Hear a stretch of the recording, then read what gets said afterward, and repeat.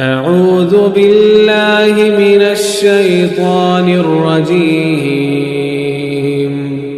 بسم الله الرحمن الرحيم اے میرے بیٹو، تمہاری ماں نے تمہارے باپ کی امانت میں کبھی خیانت نہیں کی ہے۔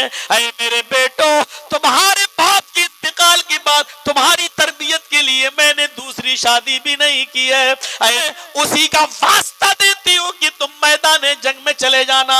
اے میرے بیٹو، میدان جنگ میں تمہارے سینے پر تیر لگنا چاہیے، میدان جنگ میں تمہاری پیٹھ پر تیر نہیں لگنا چاہیے۔ جرجیت سراجی حفظ اللہ ورعاہ کو دعوت دیتا ہوں اس شعر کے ساتھ۔ میرا دل کیوں نہ ہو قائل، میرا دل کیوں نہ ہو قائل تیری سحر اللسانی کا، سنا ہے ہر طرف چرچا تیری جادو بیانی کا، سنا ہے ہر طرف چرچا تیری جادو بیانی کا۔ بقیہ تو آپ کو معلوم ہے، شیخ تشریف لائیں، جزاکم اللہ خیرا۔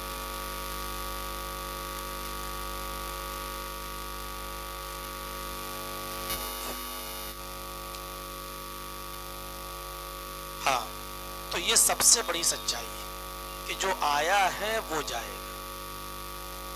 دنیا میں بہت سے مذاہب ہیں، ان کے ماننے والے بھی ہیں، اور کچھ ایسے لوگ بھی ہیں جو ادھرمی کہلاتے ہیں، جن کا کوئی دھرم نہیں ہوتا ہے۔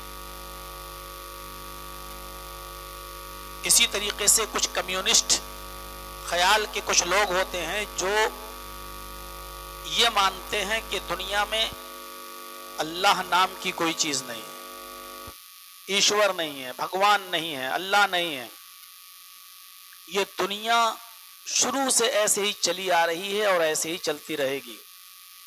لوگ پیدا ہوتے رہیں گے، مرتے رہیں گے، آتے رہیں گے، دنیا ایسے ہی چلتی رہے گی، اور آٹومیٹک یہ دنیا چل رہی ہے۔ وہ اللہ کو نہیں مانتے۔ کہنا یہ چاہتا ہوں میں کہ دنیا میں ایسے بہت سے لوگ ہیں جو ادھرمی ہیں، کمیونسٹ ہیں، جو اللہ کا تو انکار کر سکتے ہیں لیکن موت کا انکار وہ بھی نہیں کرتے۔ یعنی سب سے بڑی حقیقت یہ ہے کہ موت کا انکار وہ بھی نہیں کرتے، وہ بھی کہتے ہیں کہ ہمیں جانا ہے، مرنا ہے۔ اور قرآن نے اس سلسلے کو تھوڑا سا آگے بڑھایا ہے۔ قُلْ إِنَّ الْمَوْتَ الَّذِي تَفِرُّونَ مِنْهُ فَإِنَّهُ مُلَاقِيكُمْ۔ ایک ایک لفظ پر غور کیجئے گا۔ اللہ تعالیٰ اپنے نبی سے کہلوا رہا ہے، اے نبی کہہ دو، اناؤنسمنٹ کر دو، ان الموت الذی تفرون منہ، جس موت سے تم بھاگ رہے ہو۔ موت سے بھاگنا کیا ہے؟ تھوڑی سی بیماری ہوئی، آدمی ہاسپٹل کی طرف بھاگا، تھوڑا سا ہارٹ میں پین ہوا، ہاسپٹل کی طرف بھاگا، ای سی جی کرا رہا ہے، ایکو کرا رہا ہے، بچنا چاہ رہا ہے۔ منع نہیں ہے علاج کرانا۔ قُلْ إِنَّ الْمَوْتَ الَّذِي تَفِرُّونَ مِنْهُ، اے نبی کہہ دو کہ جس موت سے تم بھاگ رہے ہو، جس موت سے تم اپنی جان بچانا چاہتے ہو، جس موت سے تم بچنا چاہتے ہو، تمہاری یہ کوشش کتنی بھی تم دوڑ لگا لو، بھاگ لو، لیکن تمہاری یہ کوشش لا حاصل ہوگی۔ کوئی چیز تم حاصل نہیں کر سکتے۔ جس موت سے تم بچنا چاہتے ہو، بچ نہیں سکتے۔ فَإِنَّهُ مُلَاقِيكُمْ، کیونکہ وہ تم سے ملاقات کر کے رہے گی، مل کر رہے گی۔ اللہ نے ملاقات کہا، ملاقیکم، وہ تم سے ملاقات کر کے رہے گی۔ ملاقات کس کو کہتے ہیں؟ آپ نے ہم سے مسافہ کیا، میں نے آپ سے مسافہ کیا، آپ نے میری آنکھوں میں آنکھیں ڈالی، میں نے آپ کی آنکھوں میں آنکھیں ڈالی، السلام علیکم وعلیکم السلام، علیک سلیک ہو رہا ہے، آپ میری آنکھوں میں آنکھیں ڈال رہے ہیں، میں آپ کی، اور کیا حال ہے، خیریت ہے، کیسے ہو؟ اس کو کہتے ہیں ملاقات۔ اب اس آیت کا صحیح ترجمہ میرے بھائیوں اپنے ذہنوں میں بٹھائیے، اور اگر اس آیت کا میں یہ ترجمہ کروں تو غلط نہیں ہوگا۔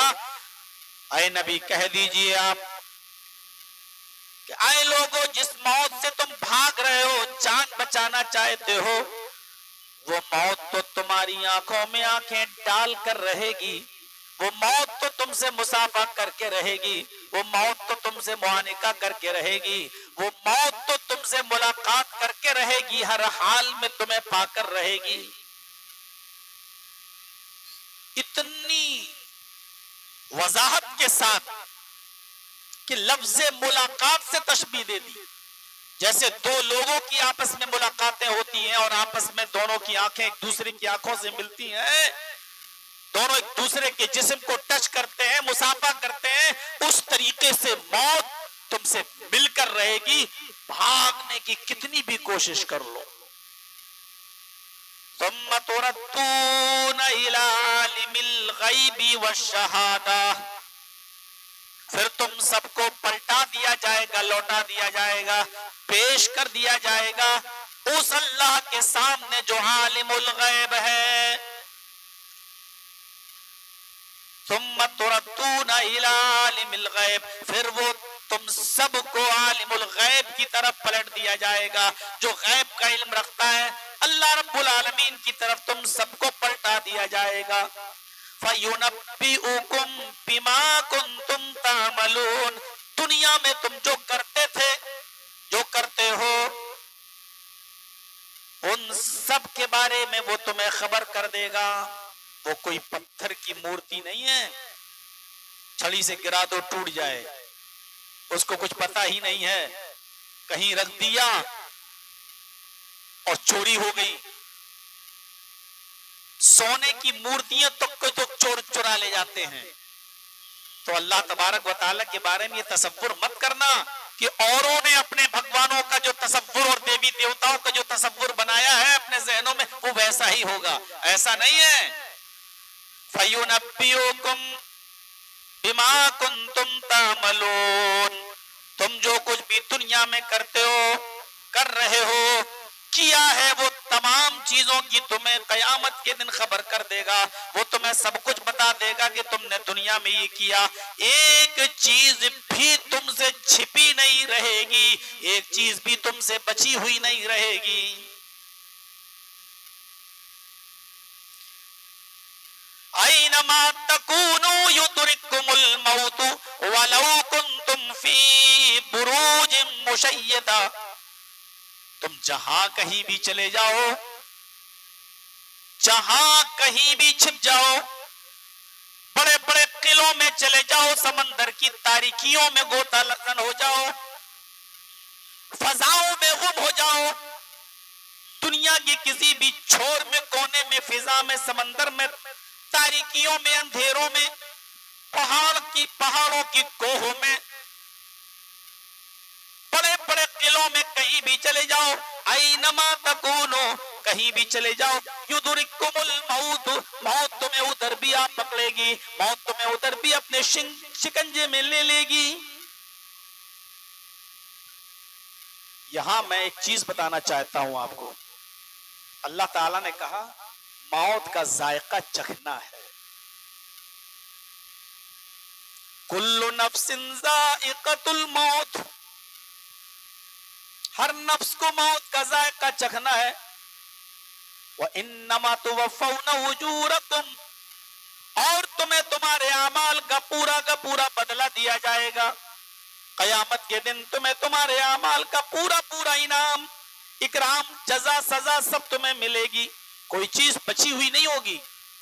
وَإِنَّمَا تُوَفَّوْنَ أُجُورَكُمْ یوم القیامہ، قیامت کے دن تمہیں تمہارے اجروں کا پورا حساب، پورا معاملہ پیش کر دیا جائے گا سارا۔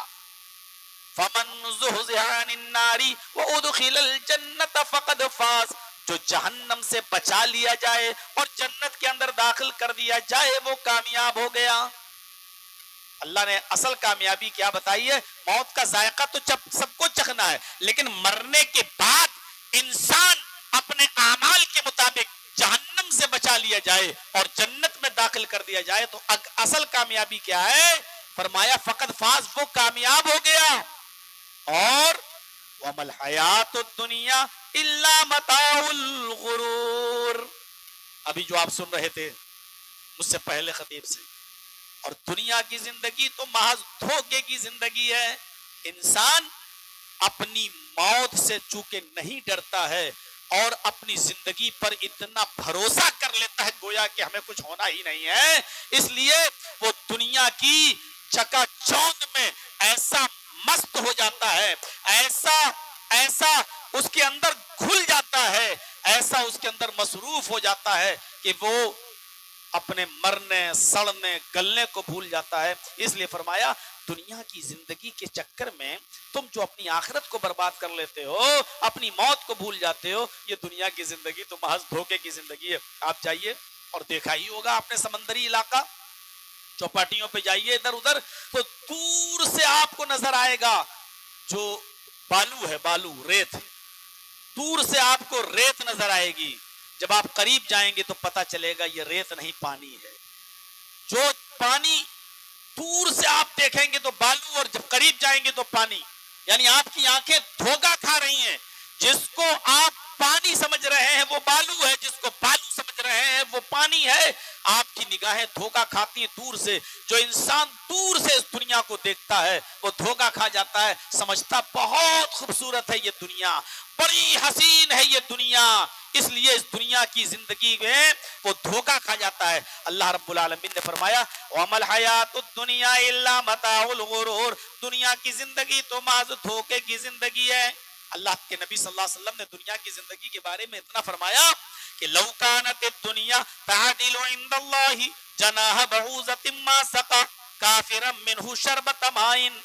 اگر اللہ رب العالمین کی نظر میں، اللہ رب العالمین کی نظر میں اس دنیا کی حقیقت، اس دنیا کی حقیقت، اس دنیا کی عزت، اس دنیا کا احترام اگر مچھر کے ایک پر کے برابر بھی ہوتا، مچھر کے ایک پر، مکھی تو بہت بڑی چیز ہو گئی ہے، اللہ کے نبی کہتے ہیں مچھر کے ایک پر کے برابر بھی اگر اللہ کی نظر میں اس دنیا کی کوئی حیثیت ہوتی تو اللہ رب العالمین کسی کافر کو اس دنیا سے ایک گھونٹ پانی بھی نہیں پلاتا.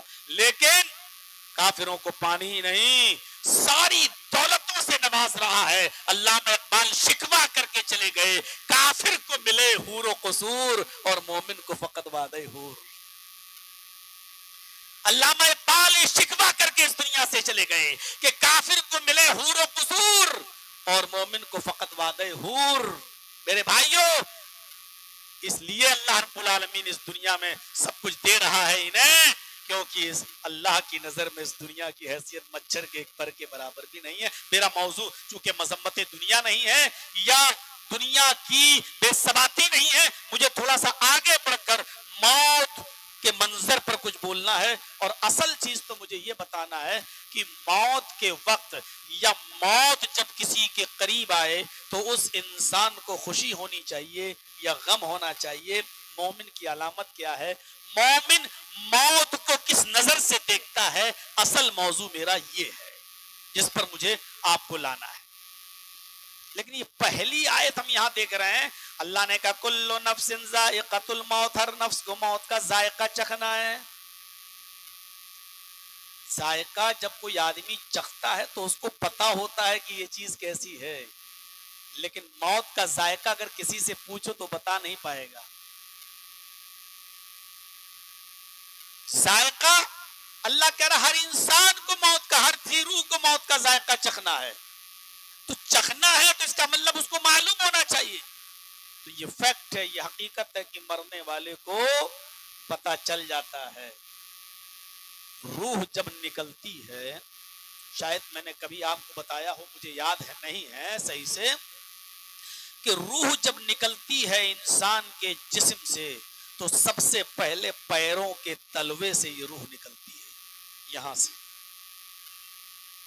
اور روح نکلتے نکلتے ملک الموت اس روح کو جب کھینچتا ہے تو نکلتے نکلتے ایڑیوں تک آتی ہے. پیر کا یہ ایڑی سے نیچے کا حصہ کام کرنا بند کر دیتا ہے. آپ کبھی بھی دیکھیے گا کسی انسان کے پاس اس کے نیچے کا حصہ، نیچے کا دھڑ پہلے کام کرنا بند کرتا ہے. پھر روح جب نکلتی ہے پیر کے ایڑیوں سے پھر کھینچتا ہے ملک الموت، تو یہ روح پنڈلی پہ آتی ہے، یہاں سے پھر کھینچتی ہے تو گھٹنے پہ آتی ہے، کھینچتا ہے تو ران تک آتی ہے، روح پھر کھینچتی ہے تو کمر تک آتی ہے. ملک الموت روح کو پھر کھینچتا ہے تو یہ روح سینے تک چڑھ جاتی ہے، اور چڑھتے چڑھتے کھینچتے کھینچتے ملک الموت جب روح کو کھینچتا ہے تو حلق تک پہنچ جاتی ہے، اور جب یہ روح حلق تک پہنچتی ہے اس کے بعد آنکھ، ناک اور کان کے راستے سے باہر نکل جاتی ہے. یہ بڑا خطرناک منظر ہوتا ہے. جب یہ روح حلق تک پہنچ جاتی ہے، نرخرے تک پہنچ جاتی ہے، اس وقت انسان کی آنکھیں ٹنگ جاتی ہیں، ایسے پھٹی کی پھٹی رہ جاتی ہیں. قرآن نے اسی نقشے کو بیان کیا ہے، فَلَوْلَا إِذَا بَلَغَتِ الْحُلْقُومَ، جب ملک الموت تمہاری روح کو نکالتا ہے، روح کو کھینچتا ہے، اور جب یہ روح تمہارے نرخرے تک، تمہارے حلق تک پہنچ جاتی ہے، فَلَوْلَا إِذَا بَلَغَتِ الْحُلْقُومَ، جب یہ روح نکلتے نکلتے تمہارے نرخرے تک پہنچ جاتی ہے، اور جب نکالتا کھینچتا ہے، اور جب آنکھ ناک کان کے راستے سے یہ روح جب باہر نکلتی ہے، وَأَنْتُمْ حِينَئِذٍ تَنْظُرُونَ، اس وقت تم اپنی آنکھوں سے اس روح کو نکلتا ہوا دیکھ رہے ہوتے ہو. ہر انسان دیکھتا ہے اپنی روح کو اپنی آنکھوں کے سامنے نکلتے ہوئے، ہر انسان دیکھتا ہے. ساری کائنات جھوٹی ہو سکتی ہے، قرآن جھوٹا نہیں ہو سکتا ہے.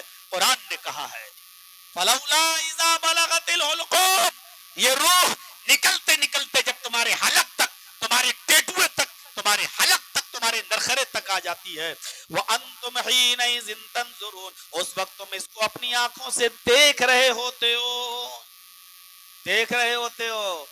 ملک الموت نکال رہا ہے، اور اس وقت یہ بھی دیکھ لیتے ہو کہ عذاب کے فرشتے ہیں یا رحمت کے فرشتے. ہماری روح ملک الموت جب ہمارے جسم سے نکال لے گا تو وہ رحمت کے فرشتوں کے حوالے ہوگی یا عذاب کے فرشتوں کے حوالے. ہر مرنے والا اس انجام کو مرنے سے پہلے دیکھ لیتا ہے، اسی کو ذائقہ کہا ہے. کل نفس ذائقۃ الموت، ہر نفس کو موت کا ذائقہ چکھنا ہے، ہر ذی روح کو موت کا ذائقہ چکھنا ہے، اور تمہیں تمہارے اعمال کے مطابق پورا پورا اجر مل جائے گا قیامت کے دن. میرے بھائیوں، اس کے بعد ابھی آیت ختم نہیں ہوئی ہے. وَأَنْتُمْ حِينَئِذٍ تَنْظُرُونَ، اپنی آنکھوں سے دیکھ رہے ہوتے ہوئے اس روح کو نکلتے ہوئے. کچھ کر نہیں سکتے، آواز دینے کی طاقت نہیں ہے، بس دیکھ رہے ہو، ہوائیاں لے رہے ہو، دیکھ رہے ہو، آنکھیں ٹنگی کی ٹنگی رہ گئیں، پھٹی کی پھٹی رہ گئیں. اور اس کے بعد اللہ کہہ رہا ہے ہاں تمہارا بیٹا تمہارے پاس بیٹھا ہے، تمہاری بیوی تمہارے پاس بیٹھی ہے، تمہاری بہن، تمہارے بچے تمہارے پاس بیٹھے، تمہارے بھائی تمہارے پاس بیٹھے، لیکن وہ بھی اتنے قریب نہیں ہے تم سے. جو اپنی چمچ سے پانی بھر کر تمہارے حلق میں ڈال رہے ہیں وہ بھی اتنے قریب نہیں ہے. وَنَحْنُ أَقْرَبُ إِلَيْهِ مِنْكُمْ وَلَكِنْ لَا تُبْصِرُونَ، قرآن کی آیت ہے وَنَحْنُ أَقْرَبُ إِلَيْهِ مِنْكُمْ وَلَكِنْ لَا تُبْصِرُونَ، اس وقت جتنا ہم تمہارے قریب ہوتے ہیں اتنا کوئی اور نہیں ہوتا. وَنَحْنُ أَقْرَبُ إِلَيْهِ مِنْكُمْ، اس مرنے والے کے قریب جتنا ہم ہوتے ہیں کوئی اور نہیں ہوتا. وَلَكِنْ لَا تُبْصِرُونَ، لیکن تمہاری آنکھوں میں اتنی طاقت اور اتنی سخت نہیں کہ تم مجھے دیکھ سکو. یہ منظر بڑا خطرناک منظر ہوتا ہے. جانتا ہوں کہ سنو گے، 10 بجے یہاں سے اٹھتے ہوئے پھر ہنستے ہوئے چلے جاؤ گے. معلوم ہے تقریر کرنے والے مولوی تو ایک کوئل ہو گئے ہیں، ان کی آواز اچھی ہے سنی اور یہ کہہ دیا کہ کوئل کتنا اچھا کوکتی ہے، اور صبح ہمیں کرنا وہی ہے جو ہم کرتے چلے آ رہے ہیں. ہم اپنے اڑیل رویے پر قائم رہیں گے. ہم کیسے چینج کرتے ہیں اپنی زندگی؟ نہیں کر سکتے. ابھی قرآن کی آیت ختم نہیں ہوئی ہے, ایک ایک لفظ پر غور کیجئے. جب یہ روح تمہارے حلق تک پہنچ جاتی ہے اور اس روح کو نکلتے ہوئے تم اپنی آنکھوں سے دیکھ رہے ہوتے ہو, اس وقت جتنا قریب میں ہوتا ہوں وَنَحْنُ أَقْرَبُ إِلَيْهِ مِنْكُمْ, تم سے جتنا قریب ہم ہوتے ہیں کوئی اور نہیں ہوتا, لیکن تمہاری نگاہیں ہم کو نہیں دیکھ رہی ہوتی ہیں. فَلَوْلَا إِن كُنْتُمْ غَيْرَ مَدِينِينَ تَرْجِعُونَهَا إِن كُنْتُمْ صَادِقِينَ. اگر تمہارے اوپر کوئی حاکم نہیں ہے, اگر کوئی سپر پاور نہیں ہے, اگر تمہارے اوپر کوئی مالک نہیں ہے, حاکم نہیں ہے, سپر پاور نہیں ہے, تم اپنے آپ ہی کو سب سے بڑا سمجھتے ہو, سب سے بڑے سپر پاور تم اپنے آپ کو سمجھتے ہو, سب سے بڑے طاقتور تم اپنے آپ کو سمجھتے ہو, سب سے بڑے شکتیشالی تم اپنے آپ کو سمجھتے ہو, اور تمہارے اوپر کوئی حاکم نہیں, کوئی شکتیشالی نہیں, کوئی سپر پاور نہیں.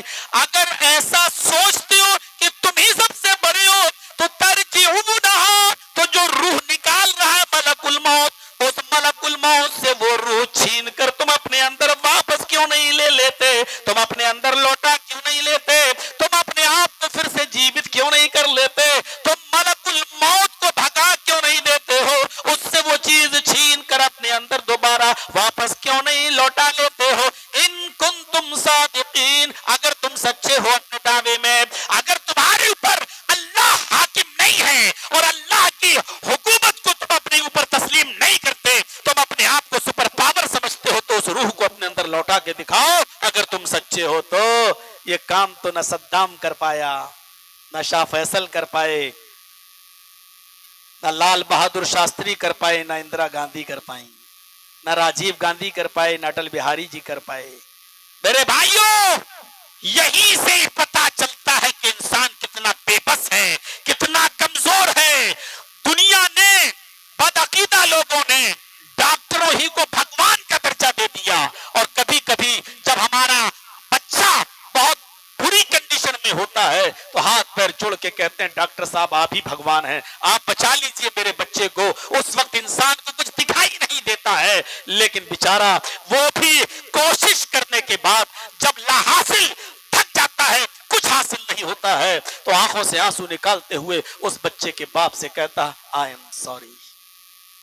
اس کے علاوہ اس کی زبان سے کچھ نہیں نکلتا. میرے بھائیوں, ایک لمٹ ہوتی ہے کسی چیز کی. ترجعونہا فلولا ان کنتم غیر مدینین, اگر تمہارے اوپر کوئی حاکم نہیں ہے, اگر تمہارے اوپر کوئی سپر پاور نہیں ہے, اگر کوئی اللہ کی حکومت تمہارے اوپر نہیں چلتی ہے اور تم ہی اپنے آپ کو سب کچھ سمجھتے ہو, ترجعونہا, تو لوٹاؤ اس روح کو اپنے اندر جو چھین رہا ہے, جو نکال رہا ہے. ان کنتم صادقین, اگر تم سچے ہو.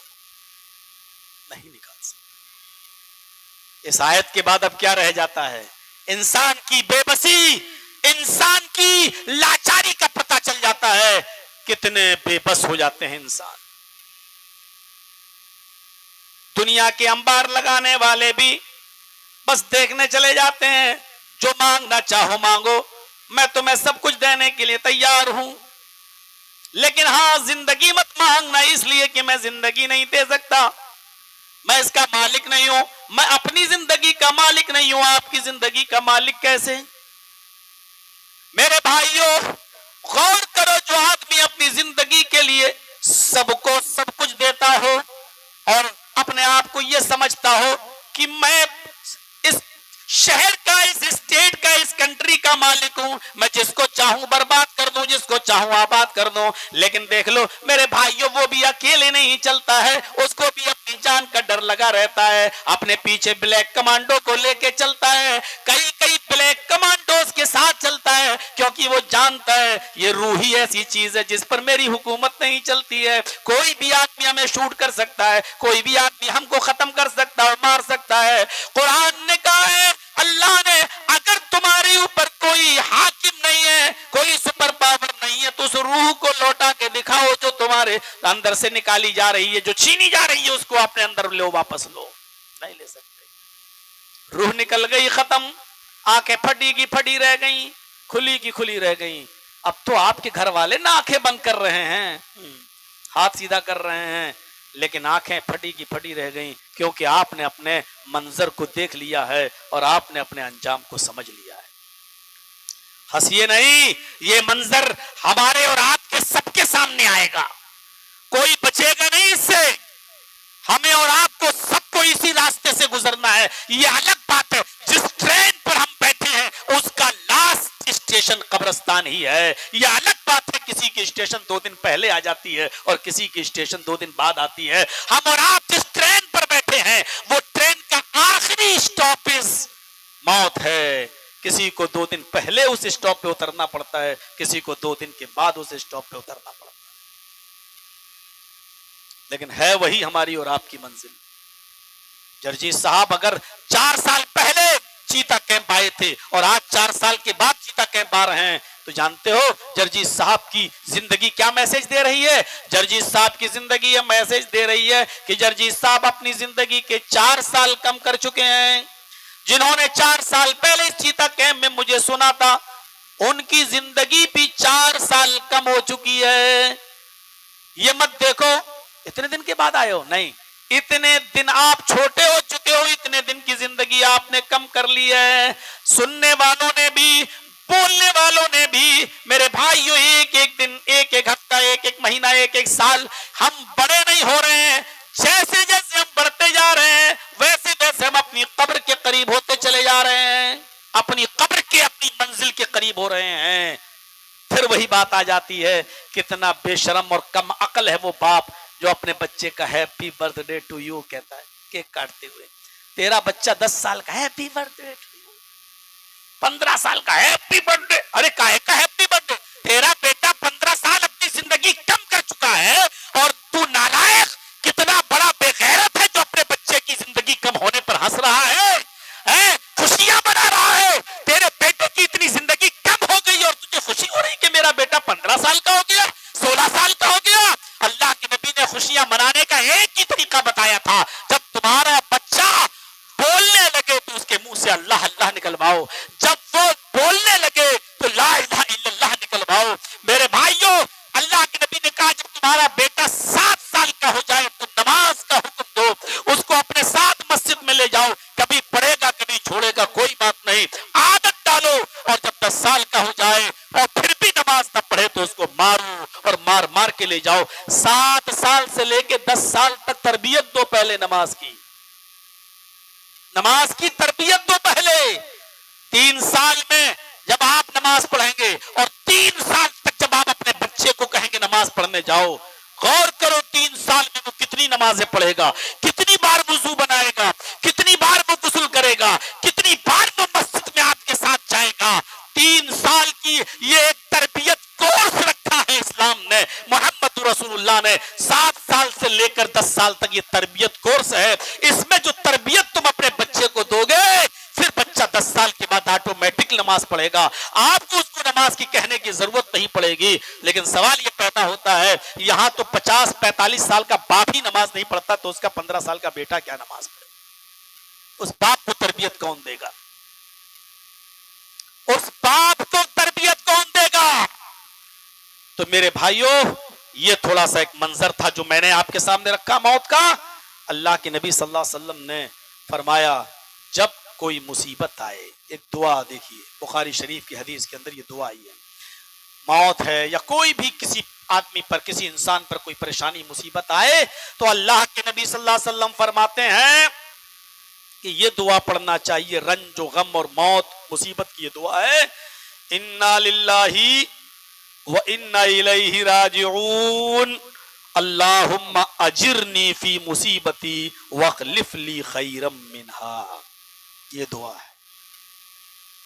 صاحب مولانا صاحب فلاں کا انتقال ہو گیا، انا للہ وَإِنَّا إِلَيْهِ رَاجِعُونَ، اللہم اجرنی فی مصیبتی وَاخْلِفْ لِي خَيْرًا، مجھے کوئی مصیبت آئے تو، آپ کو کوئی مصیبت آئے تو، اللہم اجرنی فی مصیبتی وَاخْلِفْ لِي خَيْرًا مِنْهَا، اللہ کے نبی جس مسجد میں یہ دعا صحابہ کو سکھلا رہے تھے اس مسجد کے اندر حضرت ابو سلمہ رضی اللہ تعالی عنہ بیٹھے ہوئے تھے اور حضرت ابو سلمہ نے نبی اکرم کی زبان سے نکلنے والی اس دعا کو سیکھ لیا. انا للہ و انا الیہ راجعون اللہم اجرنی فی مصیبتی واخلف لی خیرا منہا.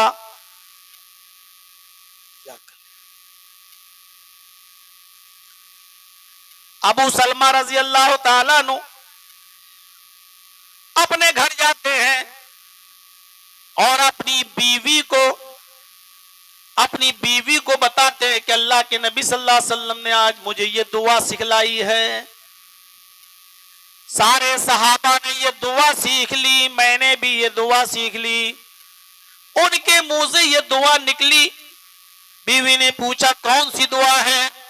فرمایا اللہ کے نبی نے فرمایا جب کوئی مصیبت آئے دکھ آئے تو یہ دعا پڑھو, انا للہ و انا الیہ راجعون اللہم اجرنی فی مصیبتی واخلف لی خیرا منہا. حضرت ام سلمہ نے بھی اس دعا کو یاد کر لیا.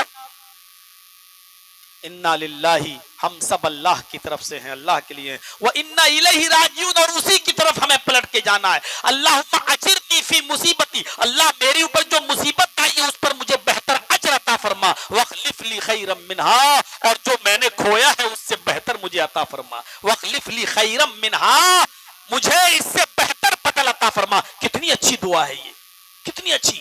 ام سلمہ کہتی ہیں میں نے بھی اس دعا کو یاد کر لیا. کچھ سالوں کے بعد مجھے پتا چلتا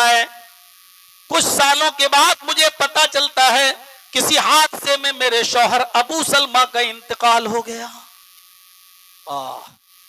منظر دیکھیے, ایک حادثے میں ہمارے شوہر ابو سلمہ کا انتقال ہو گیا, اور جب میرے کانوں میں خبر آئی کہ اے ام سلمہ تمہارے شوہر ابو سلمہ انتقال کر گئے, تمہارے شوہر ابو سلمہ کا انتقال ہو گیا, جیسے انتقال کی خبر میں نے سنی میرے پیروں کے نیچے سے زمین سرک گئی, مجھے کچھ سجھائی نہیں دیا, میرے منہ سے یہی دعا نکلتی ہے انا للہ و انا الیہ راجعون اللہم اجرنی فی مصیبتی واخلف لی خیرا منہا. دیکھیے دعا کا اثر کیسے ہوتا ہے. دعا مانگو تو دل سے, دعا تو رسمن مانگی جاتی ہے, رسمی طور پر. اس نے ہاتھ اٹھائے, دوسروں نے آمین آمین آمین, ہو گئی دعا. بس 2 منٹ میں اس کی بھی ضرورت پوری, 2 منٹ میں اس کی بھی ضرورت پوری ہو گئی. امام صاحب کہہ رہے ہیں اللہ میری شادی نہیں ہوئی, مجھے نیک بیوی عطا فرما. لوگ کہہ رہے ہیں آمین, فائدہ تو امام کا ہو رہا, مقتدی کا کیا فائدہ ہو رہا ہے, سمجھ ہی نہیں رہے. بس ہو گئی لا الہ الا اللہ محمد رسول اللہ, ہو گئی دعا, چلو آگے بڑھو. ارے ضرورت تو آپ کو بھی ہے, آپ بھی دعا مانگو. اور ایسی کون سی دعائیں ہیں جو 1 منٹ میں ہو جاتی ہیں, 1.5 منٹ میں ہو جاتی ہیں یار. اس کا مطلب یہ ہے کہ آپ اللہ سے مانگنا ہی نہیں چاہتے ہو. ارے دعا تو وہ ہے جو دل کی گہرائی سے نکلے, دل سے جو آہ نکلتی ہے وہ اثر رہا. دل سے پکارو اللہ, دل سے.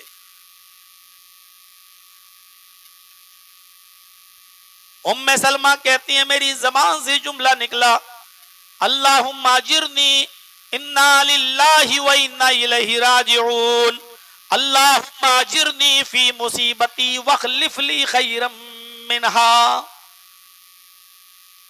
اس کے بعد ابو سلمہ کو دفنا دیا گیا. ام سلمہ برابر یہ دعا پڑھتی رہی انا للہ و انا الیہ راجعون اللہم اجرنی فی مصیبتی واخلف لی خیرا منہا.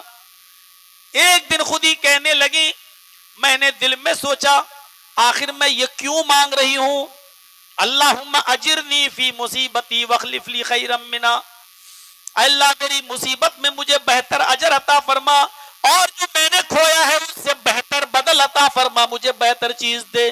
بھلا ابو سلمہ سے بہتر میرے لیے کون ہو سکتا ہے؟ ابو سلمہ جو میرے شوہر سے انتقال کر گئے ان سے اچھا میرے لیے کون ہو سکتا ہے؟ بھلا ابو سلمہ سے بھی بہتر میرے لیے کوئی ہوگا؟ सलमा कहती है मैं सोचती रही, लेकिन दुआ नबी ने सिखाई थी इसलिए मैं पढ़ती रही, लेकिन ये सोचती थी भला मेरे लिए अबू सलमा से बेहतर कौन हो सकता है। मेरी इद्दत पूरी हो गई। शौहर के इंतकाल के बाद बीवी की जो इद्दत होती है, मेरी वो इद्दत पूरी हो गई। फिर एक दिन अल्लाह के नबी जनाब मोहम्मद रसूलुल्लाह सल्लल्लाहु अलैहि वसल्लम मेरे घर तशरीफ लाए। उम्मे सलमा कहती हैं कि मेरे घर तशरीफ लाए, मैं उस वक्त चमड़े को दबागत दे रही थी, किसी जानवर की खाल को मैं दबागत दे रही थी। दरवाजे को दस्तक दी, मैंने दरवाजा खोला, सामने जनाबे मोहम्मद रसूलुल्लाह खड़े हैं। मैंने अंदर आने की इजाजत दी। अल्लाह के नबी सल्लल्लाहु अलैहि वसल्लम ने सलाम किया और अंदर दाखिल हो गए। मेरे पास एक तकिया रखा हुआ था जिसमें खजूर के पत्ते भरे हुए थे, खजूर की छाल भरी हुई थी। मैंने वो तकिया अल्लाह के नबी सल्लल्लाहु अलैहि वसल्लम को टेक लगाने के लिए दे दिया। उम्मे सलमा कहती हैं नबी अकरम सल्लल्लाहु अलैहि वसल्लम उस तकिए पर टेक लगाकर बैठ गए, उस तकिए पर टेक लगाकर तशरीफ फरमा हो गए, बैठ गए। और फिर नबी अकरम सल्लल्लाहु अलैहि वसल्लम ने मुझसे फरमाया, आए उम्मे सलमा मैं तुम्हें निकाह का पैगाम देने के लिए आया हूं। मैं तुमसे निकाह करना चाहता हूं। तुम्हारे शौहर का इंतकाल हो गया है, तुम क्या करोगी? सरिये माश चाहिए, खाना पीना चाहिए, जरूरियात है जिंदगी की। आए उम्मे सलमा मैं खुद तुम्हारे पास आया हूं और निकाह का पैगाम देता हूं। उम्मे सलमा ने जो जवाब दिया वो सुनिए। आए अल्लाह के नबी, ऐसी बदकिस्मत औरत कौन होगी जिसको आपका पैगाम मिले और वो इनकार कर दे? मैं इनकार तो नहीं कर सकती, लेकिन हां मेरी कुछ प्रॉब्लम्स हैं, मेरी कुछ परेशानियां हैं, पहले उनको सुन लीजिए। अगर इसके बाद भी आप हमसे निकाह करना चाहेंगे तो हम तैयार हैं। पहली चीज यह है कि आए अल्लाह के नबी सल्लल्लाहु अलैहि वसल्लम, या रसूल अल्लाह, पहली चीज यह है कि मैं शौकन के ताल्लुक से बड़ी गैरतमंद औरत हूं। आपकी कई बीवियां हैं, अब मैं भी आपकी अगर बीवी हो जाऊंगी तो मैं आपकी तो कुछ सुन सकती हूं खरी खोटी, लेकिन आपकी बीवियां हमें खरी खोटी नहीं सुना सकती हैं। नबी की औरत की बीवी, और वो भी एक शर्त, गौर कीजिएगा, और पूरा बुखारी के अंदर ये वाकया है। मैं गैरतमंद औरत हूं, आप हमारे शौहर हो जाएंगे, आप थोड़ा बहुत गुस्सा होंगे, हम बर्दाश्त कर लेंगे, लेकिन आपकी बीवियों को बोलने का अधिकार नहीं, वो मेरे मामले में बीच में नहीं। और फिर अगर उन्होंने कुछ बोला तो मैं भी उल्टा सीधा बोल दूंगी तो बुरा लगेगा आपको। इसलिए मेरी पहली शर्त यह है कि मैं शौकनों की तरफ से बदतमीजी कह लीजिए या सौतनों की तरफ से होने वाली ज्यादती को मैं बर्दाश्त नहीं कर सकती, मेरे मामले में वो इंटरफियर ना करें। अल्लाह के नबी सल्लल्लाहु अलैहि वसल्लम ने फरमाया, अच्छा चलो पहली चीज, और कोई प्रॉब्लम? हाँ, एक दूसरी प्रॉब्लम भी है। कहा क्या? कहा दूसरी प्रॉब्लम यह है कि मैं अपनी उम्र के उस हिस्से को पहुंच चुकी हूं, शादी जिस मकसद से की जाती है अब उस मकसद के लायक मैं नहीं हूं, यानी अब मुझसे बच्चे पैदा नहीं हो सकते हैं, मैं उससे मायूस हो चुकी हूं। अब बच्चे पैदा करने की मेरी उम्र निकल चुकी है, मैं बुढ़ापे के उस हिस्से में कदम रख चुकी हूं। अल्लाह के नबी ने फरमाया, ठीक, और कोई प्रॉब्लम? कहा एक चीज और है। कहा क्या? कहा अल्लाह के नबी, मेरी तीसरी प्रॉब्लम यह है कि मेरे साथ बच्चे हैं, अबू सलमा इंतकाल कर गए, वो बच्चे छोड़ गए हैं, उन बच्चों की किफालत, उन बच्चों की परवरिश, उन बच्चों की जिम्मेदारी मेरे ऊपर है। लिहाजा अगर यह कहा जाए कि बच्चे छोड़ दो, कहीं और पलेंगे और हम आपके पास आ जाएं, तो मैं बच्चों की किफालत नहीं छोड़ सकती, बच्चों की परवरिश नहीं, जहां मैं रहूंगी बच्चे हमारे साथ रहेंगे, मैं बच्चों को नहीं छोड़ सकती। अल्लाह के नबी ने फरमाया, आए उम्मे सलमा, جہاں تک تمہاری غیرت کی بات رہی، میں اللہ سے دعا کروں گا انشاءاللہ اللہ ایسی نوبت ہی نہیں لائے گا کہ میری بیویوں کے ساتھ تمہارا جھگڑا ہو. اللہ ایسا راستہ بنا دے گا کہ ہماری بیویاں تم سے کچھ نہیں بولیں گی. اللہ رب العالمین سے میں دعا کروں گا، اللہ اس مسئلے کو حل کر دے گا. رہی بات عمر کی، تو آئے ام سلمہ، جس عمر کی جس دہلیز پر تم پہنچ چکی ہو، تقریباً میں بھی عمر کی اس دہلیز پر پہنچ چکا ہوں، لہذا عمر کا مسئلہ بھی میرے لیے کوئی بڑا اہم مسئلہ نہیں ہے. جس عمر کی دہلیز پر تم ہو اسی عمر کی دہلیز پر تقریباً میں بھی ہوں، اس لیے عمر کا بھی کوئی مسئلہ نہیں ہے. اور رہے بچوں کا معاملہ، تو آئے ام سلمہ، جب تمہارا نکاح میرے ساتھ ہو جائے گا تو تمہارے بچے میرے بچے ہوں گے، ان کی کفالت، ان کی پرورش کی ذمہ داری میرے اوپر ہوگی. ام سلمہ پھر تیار ہو گئیں اور اللہ کے نبی صلی اللہ علیہ وسلم کا نکاح حضرت ام سلمہ سے ہو گیا. حضرت ام سلمہ کہتی ہیں اب مجھے پتا چلا ہے اللہ تعالیٰ دعا کیسے سنتا ہے. آج مجھے پتا چلا ہے، اس دعا کا رزلٹ مجھے پتا چلا ہے کہ کتنی بہترین یہ دعا ہے. اے اللہ، جو تو نے مجھ سے چھینا ہے مجھے اس سے اچھا بدل عطا فرما. ابو سلمہ میرے لیے اچھے تھے لیکن اس سے اچھا بدل مجھے محمد رسول اللہ کی شکل میں مل گیا. میرے بھائیوں، اس لیے دعائیں مانگا کرو، اور وہ دعائیں مانگا کرو جو جناب محمد رسول اللہ نے بتائی ہیں اور سکھائی ہیں. کیا ہے ایسا فلاں کا انتقال ہو گیا، اللہ مغفرت فرمائے، یہ تو آپ نے اپنی زبان سے بول دیا ہے.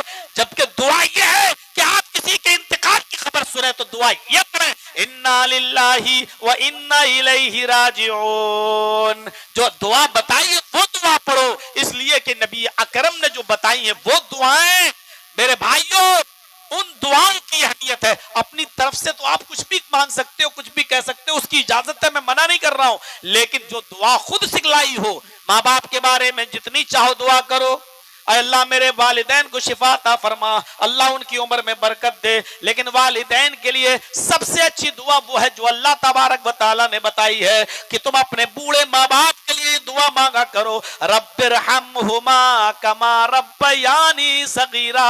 اے ہمارے رب تو ان دونوں پر ویسے ہی رحم فرما جیسے ان لوگوں نے بچپن میں میرے اوپر رحم فرمایا. میرے بھائیوں، یہ دعا سکھلائی ہے اللہ کے نبی صلی اللہ علیہ وسلم نے، اور قرآن نے ماں باپ کے بارے میں یہ دعا بتائی ہے. تو جو دعا قرآن میں ہے اور جو دعا نبی نے بتائی ہے، بہتر ہے کہ پہلے اس دعا کو ہم انہی لفظوں میں یاد کریں جو جن لفظوں میں اللہ کے نبی نے بتائی ہے.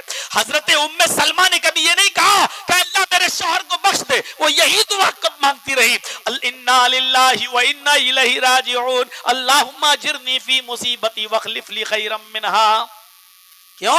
کیونکہ یہ دعا جناب محمد رسول اللہ صلی اللہ علیہ وسلم نے سکھائی تھی. دعا مانگیے، اور اب یہ دعا مانگیے، اے اللہ جب تک تو ہمیں زندہ رکھ، اسلام پہ زندہ رکھنا، اور جب خاتمہ ہو ہمارا تو ایمان پر خاتمہ فرمانا. اسلام جس کا زندگی بھر قائم رہے اور جس کا خاتمہ ایمان پر ہو، اس کی زندگی کامیاب ہے میرے بھائیوں. ورنہ موتیں تو کیسے کیسے ہو رہی ہیں آپ اندازہ لگا سکتے ہیں.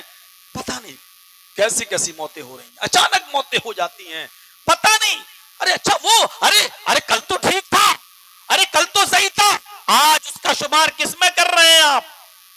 ہم دیکھ رہے ہیں اللہ نے جو زندگی دی اس کی قدر کرو. کویت میں ایک 80 سال کے بزرگ نے اپنے ہارٹ کا آپریشن کرایا، بڑا امیر آدمی، بڑا دولت مند آدمی، اس نے ہارٹ کا آپریشن کرایا، ماتر 20 منٹ میں اس کے ہارٹ کا آپریشن ہو گیا. جب وہ ڈسچارج ہونے لگا ہاسپٹل سے 3 دن کے بعد، تو ڈاکٹر نے اس کے ہاتھ میں انڈین کرنسی کے مطابق 10 لاکھ کا بل دے دیا. اس آدمی نے بل کو دیکھا، رونے لگا. ڈاکٹر نے کہا کیوں، کیا ہوا، زیادہ ہے، کچھ کنسیشن چاہتے ہو؟ اس نے کہا نہیں، اگر 10 کی جگہ 50 کا بھی ہوتا تو میں سکچم ہوں، میں دینے کے لائق ہوں. پھر کیوں رو رہے ہو؟ الحمدللہ تم ٹھیک ہو گئے ہو، تمہاری بائی پاس سرجری کر دی گئی ہے، تم بالکل کامیاب ہو گئے ہو، تمہارا آپریشن کامیاب ہے اور یہ خرچہ ہوا ہے. اگر زیادہ ہو تو چلو میں 2 لاکھ اور کم کر دیتا ہوں، 8 لاکھ دے دو. وہ اور زیادہ رونے لگا. ڈاکٹر نے کہا میں جتنا کم کر رہا ہوں تم اتنا رو رہے ہو. آخر بات کیا ہے؟ اس نے کہا ڈاکٹر صاحب میں اس لیے نہیں رو رہا ہوں کہ میں 8 لاکھ 10 لاکھ نہیں دے سکتا، بلکہ اس بات پر رو رہا ہوں آپ نے صرف 10 منٹ میں 20 منٹ میں میرے ہارٹ کا میرے دل کا آپریشن کر دیا اور 3 دن کے بعد مجھے اپنے ہاسپٹل سے ڈسچارج کر دیا، اس کی قیمت آپ نے مجھ سے 10 لاکھ روپے مانگ لیے۔ میں اپنے رب کا کیسے شکریہ ادا کروں جو 80 سال تک میرے ہارٹ کو سنبھالے رہا، جو 80 سال تک میرے دل کو سنبھالے رہا، آج تک اس نے مجھ سے کوئی بل نہیں مانگا، کوئی اس کی قیمت نہیں مانگی ہے۔ میں اپنے رب کا کیسے شکریہ ادا کروں؟ یہ 10 لاکھ روپے دے کر بھی میں تمہیں تھینک یو بولوں گا، میں تم سے جزاک اللہ کہوں گا، میں تمہارا شکریہ ادا کروں گا، لیکن آج تک میں اپنے رب کا شکریہ ادا نہیں کر سکا۔ میں اپنے رب کا کتنا ناشکرا رہا کہ جس نے 80 سال تک میرے ہارٹ کو میرے دل کو سنبھالے رکھا، لیکن آج تک اس نے مجھ سے کچھ نہیں مانگا۔ میرے بھائیوں ذرا تصور کریں ہم اور آپ کہ اللہ رب العالمین کی اتنی نعمتوں کے بعد ہم اتنی نعمتیں پا کر بھی ان کی کیسی ناشکری کر رہے ہیں۔ جو کھانے کا لقمہ ہم زمین پر پھینک دیتے ہیں نا، یا گر جاتا تو اٹھانا بھی گوارا نہیں کرتے۔ حضرت عمر فاروق نے حضرت حذیفہ ابن یمان کو اور ربعی ابن عامر کو جب بھیجا تھا کہ جاؤ اور کسرا ملک شام جاؤ اور ملک شام میں جا کر کسرا کے بادشاہ کے سامنے جا کر بات کر کے آؤ، اور کسرا نے جب بلایا تھا ان کو کہ آؤ بات چیت کے ذریعے معاملہ حل کرو، تو ربیع ابن عامر اور حذیفہ ابن یمان جب جاتے ہیں تو درباری نے کسرا میں شام کے اندر درباری نے روک دیا۔ کہاں جا رہے ہو؟ یہ پھٹے پرانے کپڑے پہن کر۔ کہا کہ مجھے تمہارے بادشاہ نے بلایا ہے۔ اندر پوچھ کے آیا کہ کوئی آیا ہے عرب سے، حضرت عمر نے اس کو بھیجا ہے۔ کہا اچھا ان کو آنے دو۔ کہا کہ وہ پھٹے پرانے کپڑے پہنے ہوئے ہیں، تو کہا کہ جاؤ یہ ہمارے یہاں کا یہ ڈریس ان کو دے دو۔ ان دونوں نے، حذیفہ ابن یمان نے اور ربیع ابن عامر نے کہا کہ میں تمہارا کپڑا نہیں پہنوں گا، میں جو کپڑا پہن کے آیا ہوں وہی کپڑا پہنوں گا، اگر بات کرتا ہوں تو تمہارے بادشاہ کو بات کرے ورنہ میں واپس جا رہا ہوں۔ بہرحال اجازت مل گئی، آؤ تم اسی کپڑوں میں آؤ۔ بادشاہ تخت پر بیٹھا ہوا تھا، کہا کہ بات کرے، بھوک لگی ہے؟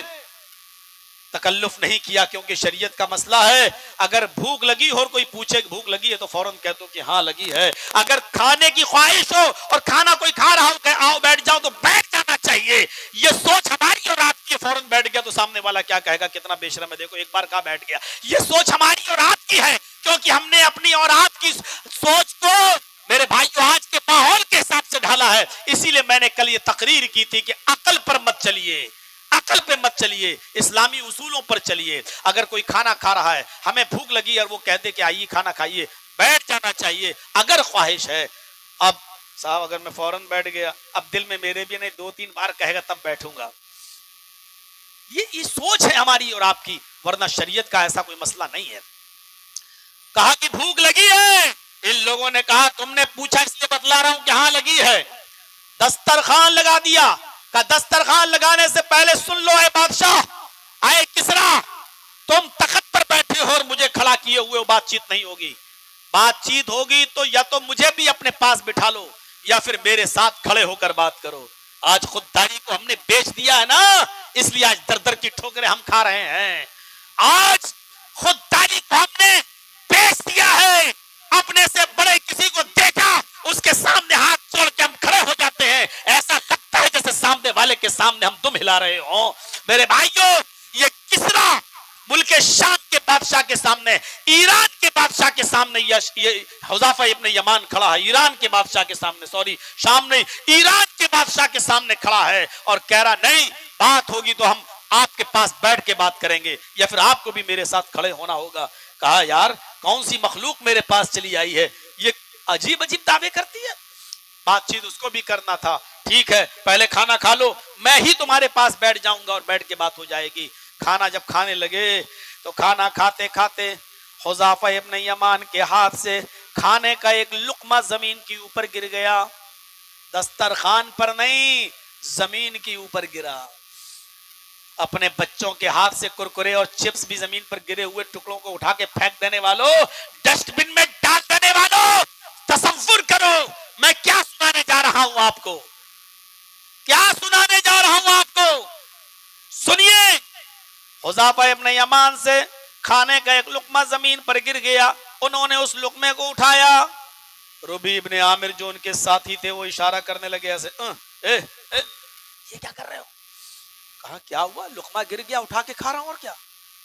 ارے ہم اور آپ عرب میں نہیں ہیں، ہم اور آپ اپنے علاقے میں نہیں ہیں، یہ لوگ زمین سے گرا ہوا کھانا نہیں کھاتے، اس کو برا سمجھتے ہیں، لہذا زمین پر اگر کھانے کا کوئی لقمہ گر گیا تو گرا رہنے دو، ہم اور آپ دوسری بستی میں آئے ہیں۔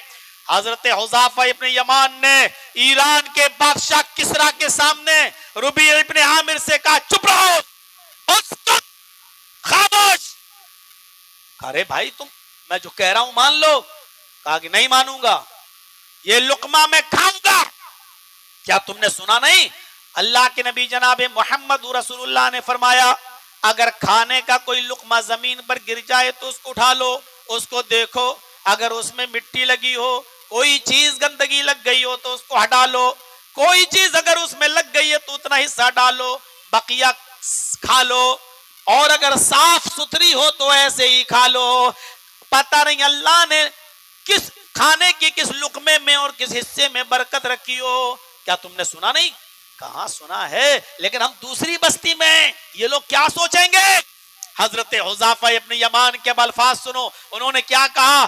آئے ربیع، مجھے تم سے ایسی امید نہیں تھی، یہ کیا سوچیں گے؟ ارے سوچنے دو ان کو، کیا سوچیں گے؟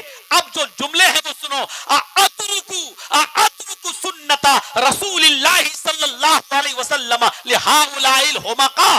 عربی جاننے والے اسٹیج پر بیٹھے پوچھو، عربی زبان میں بے وقوف اور پاگل کو احمق کہتے ہیں، اور اس کی جمع حمقاء استعمال ہوئی ہے، اس کا پلورل استعمال ہوا ہے۔ کیا کہا؟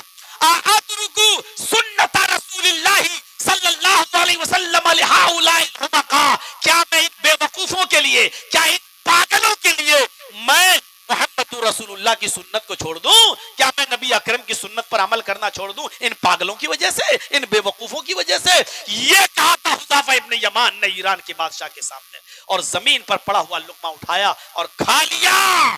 یہ تھے نبی اکرم کی سنتوں سے سچی محبت کرنے والے، جو لوگ شادیوں میں کتنا کلو کھانا بچ کر آج وہ نالیوں کے حوالے ہوتا ہے، کتنا برباد ہوتا ہے، اور کتنا ہوٹلوں کے آس پاس چلے جاؤ تو ڈسٹ بن میں کتنا جھوٹا پڑا رہتا ہے۔ تصور کرو یہ سنتیں آج تو تباہی اور بربادی ہمارے اوپر آ رہی ہے، اس کے اسباب میں سبب یہ بھی ہے کہ ہم نے محمد رسول اللہ کی سنتوں کا مذاق اڑایا ہے۔ وہ دو آدمی تھے نہیں ڈرے، اور ایران میں گھس کر ایران کے بادشاہ سے کہہ رہے ہیں کسرا سے، اور کیا کہہ رہے ہیں؟ بات کریں گے تو تمہاری آنکھوں میں آنکھیں ڈال کر، تم کھڑے ہو کے کرو گے تو ہم کھڑے ہو کے کریں گے، اور تم بیٹھ کے کرو گے تو ہم بیٹھ کے کریں گے، تم بیٹھو اور ہم کھڑے ہو کر کریں، بات چیت نہیں۔ جاؤ ذرا اندازہ لگاؤ، زمین پر پڑا ہوا ایک لقمہ بھی انہوں نے ضائع نہیں جانے دیا، اس کو بھی اٹھایا اور یہ کہتے ہوئے کھا لیا، اترک سنت رسول اللہ صلی اللہ علیہ وسلم لہؤلاء الحمقاء۔ کیا میں ان بے وقوف اور پاگلوں کے لیے میں نبی اکرم کی سنت کو چھوڑ دوں؟ اب پھر وہی سوال، مولانا آج کے زمانے میں لوگ کیا کہیں گے؟ لوگ کیا کہیں گے؟ یہی تو ربیع ابن عامر کہہ رہے تھے، یہ لوگ کیا کہیں گے، یہ کیا سوچیں گے بادشاہ کے دائیں بائیں رہنے والے لوگ؟ تو کیا جواب دیا تھا حذیفہ نے ان بے وقوف اور پاگلوں کے لیے؟ آپ بھی اٹھائیے زمین پر پڑا ہوا لقمہ اور صاف کر کے کھا جائیے۔ آپ کے ساتھی کہہ رہے یہ لوگ کیا، ارے میں پاگلوں کے لیے کیا سنت رسول چھوڑ دوں، کیا محمد رسول اللہ کی سنت چھوڑ دوں؟ آپ بھی کہیے، پر جستا کہیے، اس کو پاگل سمجھیے جس کے لیے آپ یہ تصور کر رہے ہیں کہ یہ لوگ کیا سوچیں گے۔ ارے کوئی کتنا بھی بڑا ہو جائے، ہمارے نبی جناب محمد رسول اللہ سے بڑا نہیں ہو سکتا، اس کا مقام اور اس کا مرتبہ، عزت احترام سب کا اپنی جگہ پر ہے، لیکن جو مقام و مرتبہ اللہ نے محمد رسول اللہ کو دیا ہے وہ مقام و مرتبہ کسی کو حاصل ہو ہی نہیں سکتا ہے۔ ہم کس کی سنت پر عمل کریں گے اگر ان کی سنت پر عمل نہیں کریں گے تو میرے بھائیوں، حضرت ام سلمہ کہتی ہیں آج مجھے پتا چلا اس دعا کا اثر کیا۔ اب سنیے، موت تو سب کو آنی ہے، لیکن موت کے وقت جس کے چہرے پر خوشی ہو، ہنسی ہو، گھبراہٹ نہ ہو، وہ آدمی مومن ہے۔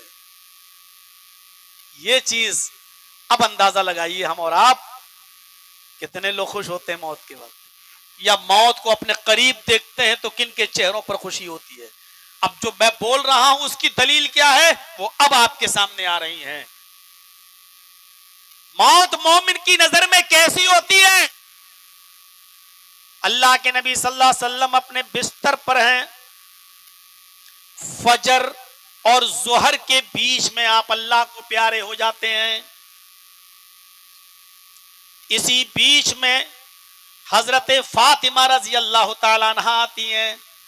روزانہ اللہ کے نبی بستر سے اٹھتے تھے اور فاطمہ کو اپنے گلے سے لگاتے تھے اور پیشانی کا بوسہ دیتے تھے، لیکن آج محمد رسول اللہ بستر سے نہیں اٹھ پا رہے ہیں۔ آج حضرت فاطمہ آتی ہیں، بستر پر بیٹھتی ہے اور خود اپنے باپ محمد رسول اللہ صلی اللہ علیہ وسلم کی پیشانی کا بوسہ دیتی ہیں، اور بوسہ دیتے ہوئے کہتی ہے، غور کیجئے بخاری کی حدیث کے الفاظ، وا کر بابا، ہائے میرے ابو کی تکلیف، ہائے میرے ابو کی پریشانی۔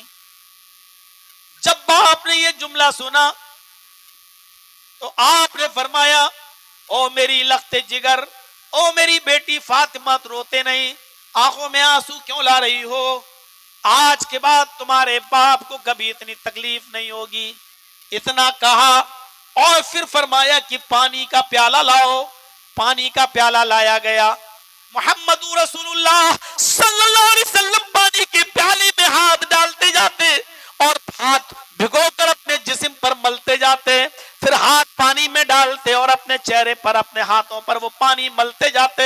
بخاری شریف کی حدیث کے الفاظ، اللہ کے نبی بار بار پانی میں ہاتھ ڈالتے ہیں اور پانی کے چھینٹے اپنے جسم پر مارتے جا رہے ہیں اور کہتے جا رہے ہیں، اِنَّ لِلْمَوْتِ سَكَرَاتٍ، اِنَّ لِلْمَوْتِ سَكَرَاتٍ، اِنَّ لِلْمَوْتِ سَكَرَاتٍ۔ موت کے لیے بڑی پریشانیاں ہیں، موت کے لیے بڑی بے چینیاں ہیں، موت کے لیے بڑی سختیاں ہیں۔ حضرت فاطمہ نے جب یہ دیکھا تو پھر رونے لگی۔ فرمایا، آئے میری لختی جگر، تم روتی کیوں ہو؟ آئے میری لختی جگر، تمہیں رونا کیوں آ رہا ہے؟ تمہیں رونے کی ضرورت نہیں ہے۔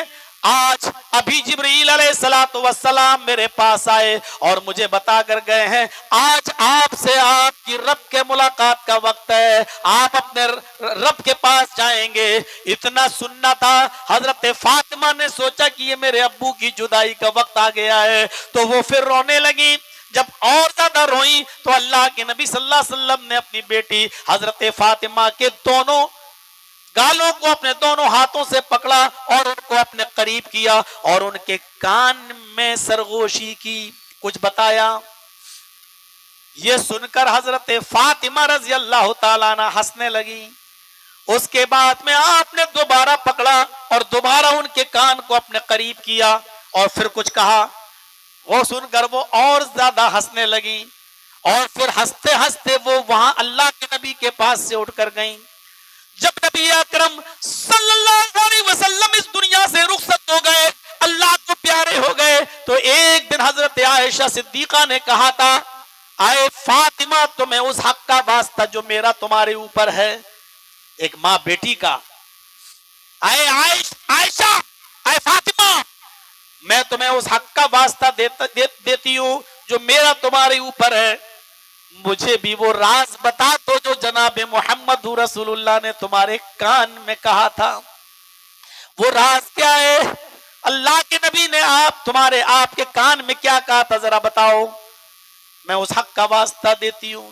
حضرت فاطمہ نے فرمایا، ہاں اب میں بتا سکتی ہوں، کیونکہ اب اس دنیا میں ہمارے ابو نہیں رہے، اب میں بتا سکتی ہوں کیونکہ آپ کی زندگی میں مجھے اس راز کو چھپانا تھا، لیکن اب نہیں چھپاؤں گی۔ اب آپ نے مجھے وہ واسطہ دیا ہے، میں اس واسطے کی وجہ سے بتا رہی ہوں۔